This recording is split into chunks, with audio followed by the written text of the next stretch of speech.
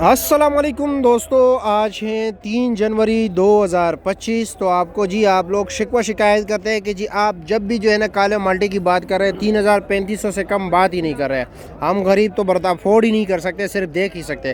तो आपके अफोर्ड करने के लिए काला माल्टा जी सस्ता 80 दाने जाली में है, वो पेटी में होते हैं, पॉलिश माल होता है, बस ये होता है रब माल है, बाकी जायका पानी वगैरह सब कुछ वही चीज़ है जी। ठीक है, इसका रेट है जी सिर्फ और सिर्फ 1400 रुपया और ये है जी 80 दाने।